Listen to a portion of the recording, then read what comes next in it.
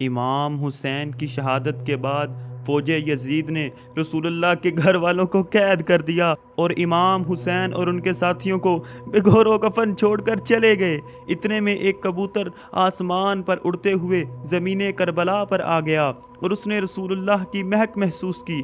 امام حسین علیہ السلام کا جسم زمین کربلا پر بکھرا ہوا پڑا تھا تو وہ کبوتر چیختا ہوا آسمان پر پرواز کرتا رہا اور دوسرے کبوتروں سے کہنے لگا، قیامت آ گئی، قیامت آ گئی۔ فاطمہ زہرا کے بیٹے رسول اللہ صلی اللہ علیہ وآلہ وسلم کے نواسے کو شہید کر دیا گیا۔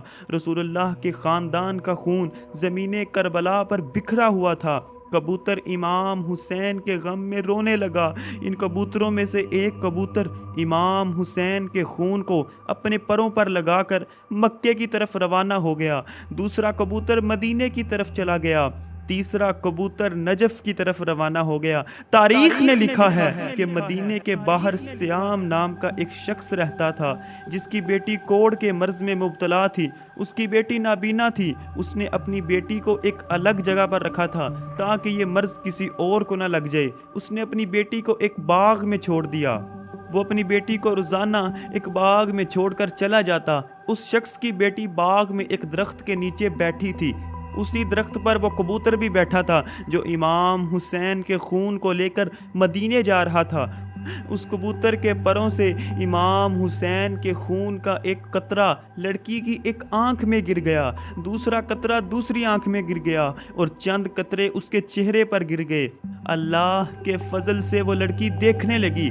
صبح جب وہ شخص باغ میں اپنی بیٹی سے ملنے آیا تو اس نے اپنی بیٹی کو ڈھونڈنا شروع کر دیا۔ اس کی بیٹی اس کے پاس آئی اور کہنے لگی، بابا میری آنکھیں ٹھیک ہو گئی، میری بیماری ٹھیک ہو گئی، میرا جسم ٹھیک ہو گیا۔ اس کے باپ نے پوچھا، یہ کیسے ہوا؟ تم کیسے دیکھ سکتی ہو؟ وہ کہنے لگی، بابا جس درخت کے نیچے میں بیٹھی تھی اس درخت پر ایک کبوتر بیٹھا تھا۔ وہ کبوتر ساری رات روتا رہا، ساری رات چیختا رہا اور اس کبوتر کے پروں پر خون لگا تھا اور وہ خون میرے چہرے پر گرا اور میری آنکھوں میں چلا گیا۔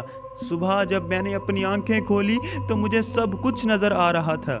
تو اس یہودی نے معلوم کیا تو اسے پتا چلا کہ امام حسین کو قتل کر دیا گیا اور اس کبوتر کے پروں میں امام حسین کا خون لگا ہوا تھا جس کے معجزے سے اس کی بیٹی ٹھیک ہو گئی۔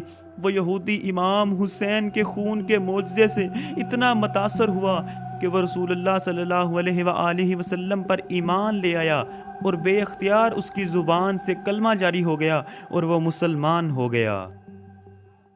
If you want to talk to owner of Ahmer TV, then kindly make call in below given Pakistani time only.